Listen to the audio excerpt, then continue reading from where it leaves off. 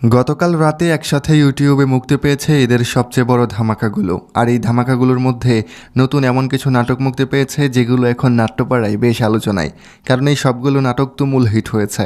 প্রিয় দর্শক, চলুন ঈদের সেরা 6টি মাস্টারপিস নাটক সম্পর্কে জেনে আসি, যেগুলো এই মুহূর্তে আপনি না দেখলে চরম মিস করবেন।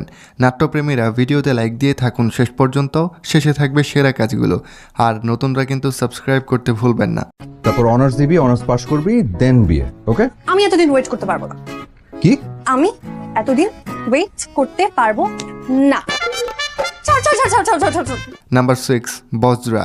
বাংলা নাটকে এখন ভালো গল্পের নাটক খুব কম দেখা যায়, তবে বজ্র নাটকটি দেখে আপনি বলবেন অনেক দিন পর ভিন্নধর্মী ভালো গল্পের একটা নাটক দেখলাম। আমার কাছে নাটকটা অনেক ভালো লেগেছে, গল্পটা সত্যিই ভালো ছিল, অনেক ভালো লেগেছে, কারণ এমন নাটক এখন নির্মাণ হয় না, শুধুই প্রেম প্রীতি নিয়ে পড়া থাকে আর কি। নাম্বার 5, হৃদয় রেখেছি গোপনে। ইয়াশ রোহান তটিনী জুটির প্রথম কাজ এই ঈদের। ছোটোবেলার ভালোবাসা বড়কালে পূর্ণতা পাওয়ার আনন্দটাই আলাদা। কিভাবে হৃদয়ের গোপনে রাখা ভালোবাসার কথাটা ইয়াশ তটিনীকে বলল, জানার জন্য দেখে ফেলুন এই নাটকটা। এই জুটির এই কাজটা ঈদের অন্যান্য কাজের তুলনায় ভালোই। নাম্বার 4, খালিদ।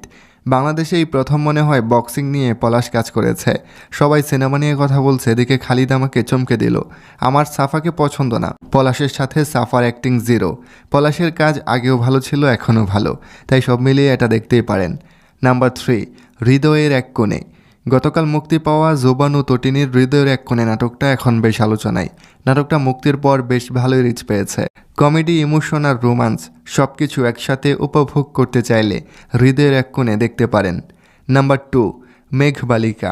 আবিদ ও নাইলার অসমবয়সী অন্য ধরনের এক প্রেমের গল্প। দুষ্ট মিষ্টি এক প্রেম কাহিনীতে গড়ে উঠেছে নাটকটা। দর্শক মহল ভীষণ অপেক্ষায় ছিল কাজটার জন্য। অবশেষে শৌখিনের এই কাজটা মুক্তি পেল। গল্প, অভিনয় আর পরিচালনা সব মিলিয়ে ঈদের এই কাজটা দেখার মতোই। নাটকটা গতকাল নানান কারণে মুক্তিতে একটু পিছিয়ে ছিল, তাই হয়তো ভিউয়ের দিক থেকে বর্তমানে একটু কমই রয়েছে নাটকে। নাম্বার 1, বাজি। মুশফিক ফারহানের বাজি নাটকটিকে প্রথমে না রেখে উপায় নেই, কারণ আমার মনে হলো মুশফিক ফারহানের এই ঈদে এখন পর্যন্ত যতগুলো নাটক মুক্তি পেয়েছে সবচেয়ে সেরা হলো বাজি।